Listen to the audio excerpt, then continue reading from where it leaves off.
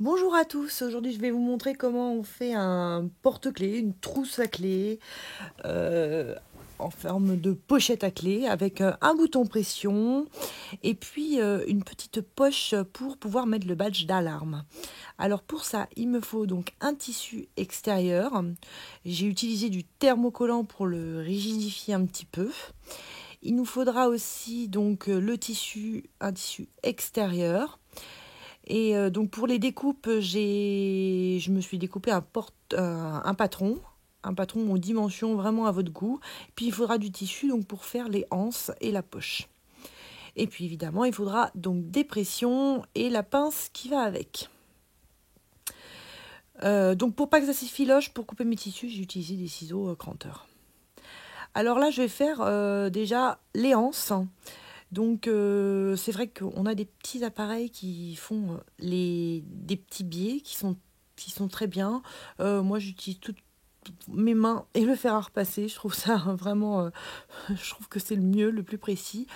Vous prenez donc 4 cm de large, un tissu de 4 cm de large, la longueur après que vous voulez. Vous repliez 1 cm de chaque bord et puis vous repassez sans vous brûler. Voilà, une fois que vous avez replié 1 cm de chaque bord, que vous avez bien repassé le tissu, vous voyez ça tient bien du coup, il vous suffira donc de replier en deux pour pouvoir faire une petite anse. Donc là, ce bout me servira donc à faire deux anses. Je les couperai après, mais bon, autant faire tout en même temps. Si vous avez plusieurs anses à faire, faites-les en même temps et puis vous couperez après. Donc n'hésitez pas sur le fer à repasser, mettez la dose. Et donc là, je vais coudre ensuite à 1 mm et donc je vais couper ma anse au milieu. Donc avant de coudre, je coupe pour avoir, parce que je veux une anse un peu plus courte et puis une anse ensuite un peu plus longue. Donc je vais coudre à 1 mm du bord. Donc il faut être assez précis. N'hésitez pas à la machine à coudre, d'y aller tout doucement. Donc un petit point d'arrêt, marche avant, marche avant, marche avant. Et puis vous guidez tranquillement, hop, et vous faites un petit point d'arrêt. Vous n'êtes pas obligé d'aller jusqu'au bout.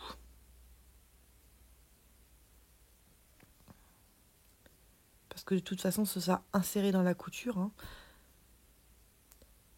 Voilà, j'enlève mes petits fils. Et vous voyez, donc j'ai une petite couture droite, point droit, à 1 mm du bord. Voilà, une fois que j'ai mes deux anses, j'ai fait la même chose pour l'autre anse, bien entendu. Je vais assembler donc mes deux, je vais les superposer endroit contre endroit.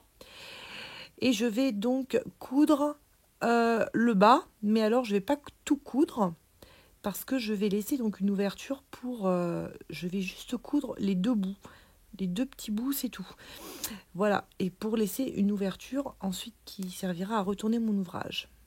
Donc je plie, je fais bien superposer tout ça, voilà, pour avoir une bonne pliure. Alors là, moi je vais ajouter une petite poche pour mon badge d'alarme. Vous n'êtes pas obligé de le faire, c'est complètement facultatif, ça dépend si vous avez une alarme ou pas. Moi je voulais pas qu'elle soit avec les clés, parce que sinon ça se démagnétise. Donc je voulais laisser une petite poche extérieure pour le badge d'alarme. Voilà, donc après, faut bien, une fois que vous avez bien, j'ai mis des aiguilles de repère pour bien positionner là où je voulais qu'elle soit, la poche d'alarme, de badge d'alarme. Et donc je positionne mon petit bout de tissu et je replie chaque bord de 0,5 mm. Voilà. Juste 5 mm. Je mets plein d'aiguilles pour être sûr que ça tienne bien. Et puis, vaut mieux prendre son temps là-dessus parce que. Et puis donc je vais coudre à 1 mm du bord. Et voilà le résultat. Sauf l'ouverture évidemment. Est-ce que mon badge rentre?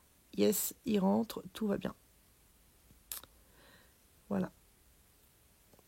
Donc là maintenant je vais passer à l'assemblage. à l'assemblage de mon enveloppe, parce que c'est quand même un peu le format enveloppe. Donc je replie d'un tiers. Là où il y a mon arrondi, je laisse 2 cm pour que le rabat revienne bien sur l'enveloppe. Je fais passer le dessous au-dessus et je replie par-dessus. Et vous voyez, on a du coup que de l'endroit contre endroit à l'intérieur. Je pince bien. Il faut vraiment vous appliquer pour que tout soit bien droit. Donc n'hésitez pas à mettre des pinces partout. Voilà. Donc là, c'est bien droit. Ici, j'aurai mon ouverture. Et là, je vais coudre donc tout le tour. Alors, avant de coudre, évidemment, je vais insérer mes anses. Donc, il y a une anse que je veux qu'elle tienne donc le badge. Donc, qui va être du côté extérieur de la pochette. Donc, elle va se situer entre les 2 tissus rouges. Mes 2 tissus extérieurs. La grande, elle va tenir les clés, donc je veux qu'elle soit à l'intérieur de ma pochette, donc entre les 2 tissus intérieurs, donc les tissus gris.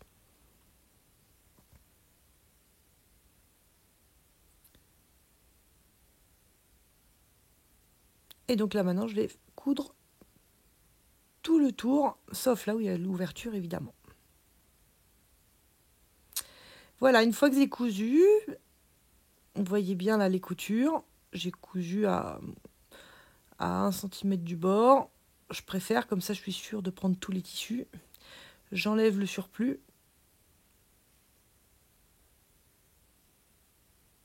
Surtout au niveau des angles, pour comme ça les angles seront plus faciles à faire quand on va retourner.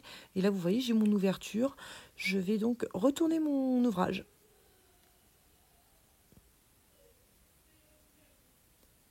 Je le passe un peu en accéléré parce que c'est long pour être sûr, parce que le temps de faire les coins et tout bien.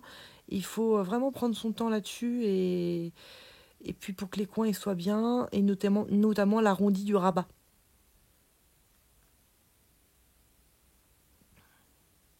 Donc là j'ai bien ma anse à l'intérieur qui va tenir les clés, que j'ai fait bien longue, exprès pour pouvoir bien manipuler mes clés quand je les sors. Et donc j'ai mon ouverture, là j'ai mon rabat, j'ai ma petite anse à l'extérieur pour mon badge. J'ai plus qu'à faire une fermeture invisible, enfin une couture invisible. Alors vous pouvez très bien faire une surpiqûre à la machine, mais ça se verra. Moi je suis assez sur une petite surface comme ça, je suis assez adepte de la couture invisible. Donc je fais passer déjà l'aiguille par l'intérieur pour cacher mon petit nœud qui maintient mon fil. Et donc je vais piquer l'autre tissu, mais seulement la couche intérieure. Et je vais le faire ressortir sur le même tissu, mais à 2 mm. Et puis là, donc, je vais piquer le tissu, donc là, rouge, extérieur, exactement en face, là où mon aiguille est sortie. Vous voyez, voilà, je vais exactement aller piquer le tissu rouge au même niveau et le faire ressortir au niveau du tissu rouge à 2 mm. Et puis donc je continue comme ça, je prends en face le tissu gris, toujours en faisant attention à ne pas prendre les tissus extérieurs. Et puis je continue comme ça jusqu'à ce que j'ai relié le tout. Voilà, ma couture invisible est terminée. On n'y voit que du feu, c'est parfait. Il me reste plus qu'à mettre la pression pour le rabat. Donc on l'a fait bien au milieu, au sommet de notre arrondi. Au début, je vais utiliser donc un petit pic pour pouvoir trouer un petit peu le tissu pour pouvoir le mettre le cache de la pression. Alors une pression, elle est composée en 4 parties. Donc on a vraiment 2 caches de chaque côté. Et ensuite, on a une partie mâle, une partie femelle. Donc là, voilà, je sors tout. Vous voyez, là, j'ai mes deux caches. J'ai ma partie femelle et ma partie mâle. Donc les caches, ils ont un pic. Il faut bien mettre le tissu à la base du pic. Et ensuite, je mets la partie femelle ou la partie mâle, peu importe. Et donc, je vais pincer avec ma pince. Et là, il faut y aller bien bien fort. Car le tout, c'est de ne plus voir le pic du cache qui dépasse. Ça doit être complètement aplati. Une fois qu'on a fait donc une partie, on voit pour que ça s'ajuste tout bien et pour piquer l'autre surface du tissu pour pouvoir assembler soit la partie mâle, soit la partie femelle selon ce que vous avez fait. Donc je mets mon autre cache avec mon autre pic, je le fais bien sortir, je mets bien le tissu contre le cache et je recommence jusqu'à ce que le pic soit complètement écrasé. C'est bon. Et donc là on vérifie si ça ferme bien. Yes. Voilà le résultat.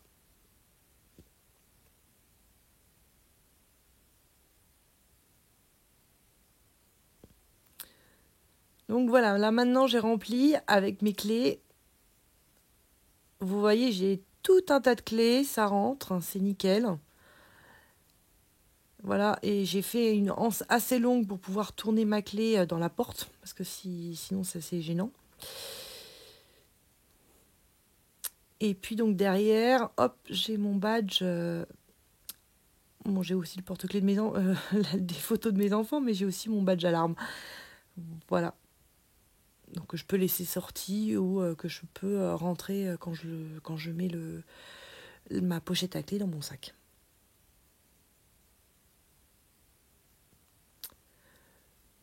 Voilà, et ben écoutez, j'espère que ça vous a plu. N'hésitez pas à mettre un petit j'aime ou à vous abonner.